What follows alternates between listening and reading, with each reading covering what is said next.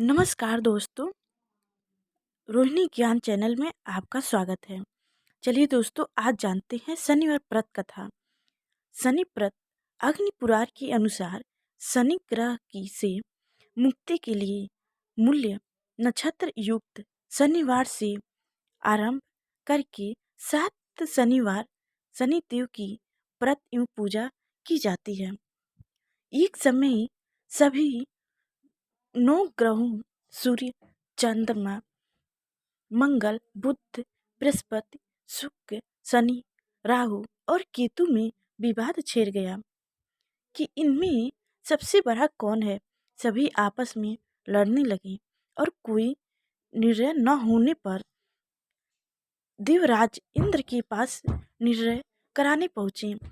इंद्र सबसे घबरा गए और इस निर्णय को देने में अपनी असमर्थ जताई, परंतु उन्होंने कहा कि इस समय पृथ्वी पर राजा विक्रमादित्य हैं, जो कि अति न्यायप्रिय हैं। वो ही इसका निर्णय कर सकते हैं। सभी ग्रह एक साथ राजा विक्रमादित्य के पास पहुंचे और अपना विवाद बताया, साथ ही निर्णय के लिए कहा। राजा इस समस्या से अति चिंतित हो गए, क्योंकि वो जानते थे कि जिस किसी को हम छोटा बताएं वही हमसे रुष्ट हो जाएगा। तब राजा को एक उपाय सूझा। उन्होंने स्वर, रजत, कंच, पीतल, सीसा, रंगा, जस्ता, अभ्रिक और लोहा से 9 सिंहासन बनवाए और उन्हें इसी कर्म से रख दिए। फिर उन सबसे निवेदन किया कि आप सभी अपने अपने सिंहासन पर सत्याग्रह करें। जो अंतिम सिंहासन पर बैठेगा वही सबसे छोटा होगा। इस अनुसार लोहा का सिंहासन सबसे बाद में होने के कारण शनिदेव सबसे बाद में बैठे तो वही सबसे छोटे कहलाएं। उन्होंने सोचा कि राजा ने सब जानबूझकर किया है। उन्होंने रुष्ट होकर राजा से कहा, राजा तुम मुझे नहीं जानता। सूर्य एक राशि में 1 महीना, चंद्रमा 2.25 महीना 2 दिन, मंगल 1.5 महीना, बृहस्पति 13 महीने एवं बुध और शुक्र 1 महीने विचरण करते हैं। परंतु मैं 7.5 तक रहता हूँ। 12 बड़े बरों का मैंने विनाश किया है। श्री राम की 7.5 आने पर उन्हें वनवास हो गया। रावण की आगे पर उसकी लंका को बंदरों की सेना से परास्त होना पड़ा। अब तुम सावधान रहना। ऐसा कहकर रुष्ट होते हुए शनिदेव वहां से चले गए। अन्य देवता खुशी खुशी चले गए। कुछ समय बाद राजा की 7.5 आई। तब शनि देव घोड़े के सौदागर बनकर वहां आए। उनके साथ कई बुढ़िया घोड़े थे।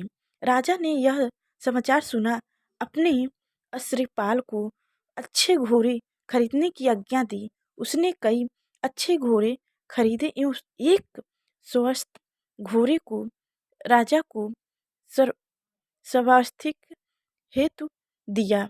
राजा ज्यों ही उस पर बैठे, वह घोड़ा सप्त वन की ओर भाग निकला। विश्रव बीच वन में पहुंचा, वह अंतर्ध्यान वहां से हो गया और राजा भूखा प्यासा भटकता रहा।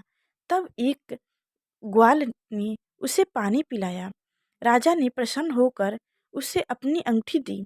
वह अंगूठी देकर राजा नगर को चल दिया और वहां अपना नाम उज्जैन निवासी बिका बताया। वहां एक सेठ की दुकान में उसने जल इत्यादि पिया और कुछ विश्राम भी किया। भाग भाग्यवश उस दिन सेठ की बड़ी बिक्री हुई। सेठ उसे खाना इत्यादि कराने खुश होकर अपने साथ घर ले गया। वहाँ उसने एक खूंटी पर देखा कि एक हार टंगा है जिससे खूंटी निगल रही थी।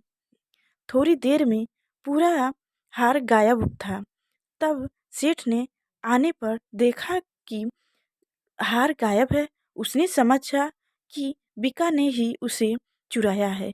उसने बीका को कोतवाल के पास पकड़कर पकड़कर दे दिया। फिर राजा ने भी उसे चोर समझकर हाथ पैर कटवा दिए। यूं चोर गिरा बन बनाकर और नगर के बाहर फेंकवा दिया गया। वहाँ से एक तेली निकल रहा था जिसे दया आई और उसने बिका को अपनी गाड़ी में बैठा लिया। वह अपनी जीभ से बोले हो हो के लगा। उस काल राजा की शनि दशा समाप्त हो गई। वर्ष काल आने पर वह मंगलहार गाना गाने लगा। तब वह जिस नगर में था वहाँ की राजकुमारी मन भावना को वह इतना भाया कि उसने मन ही मन प्रेम करने लगी कि वह उस राग गाने वाले से ही विवाह करेगी। उसने दासी को ढूंढने भेजा। दासी ने बताया कि वह एक चोरागी है, परंतु राजकुमारी न मानी। अगले ही दिन से उठन उठन- उठने ही वह अन, अनिचा पर बैठ गई कि विवाह करेगी तो उसी से। उसे बेहतर समझने पर कितने समझाने पर भी जब वह न मानी तो राजा ने उस तेली को बुलवाया भेजा और विवाह की तैयारी करने को कहा। फिर उसका विवाह राजकुमारी से हो गया।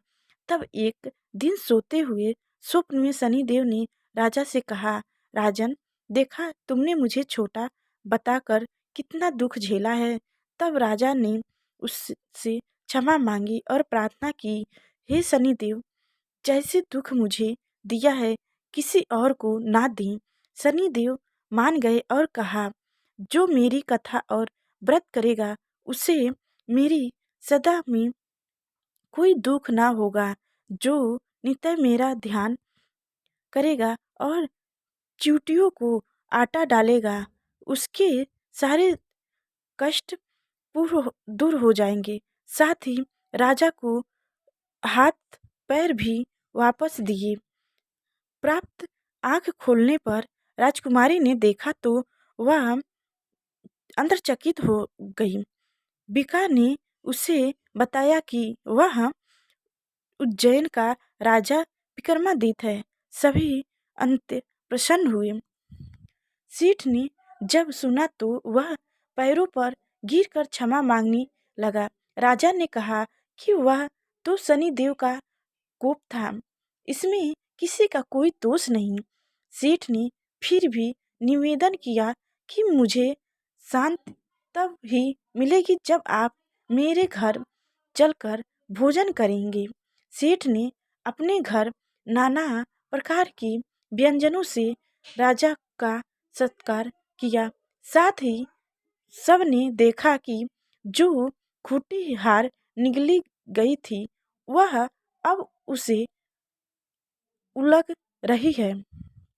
सेठ ने अगले मोहन मोहरे देखकर मुहूर्ते देखकर राजा का धन्यवाद किया और अपनी कन्या श्री कंवरी से परिग्रह का निवेदन किया। राजा ने हर्ष स्वीकार कर लिया।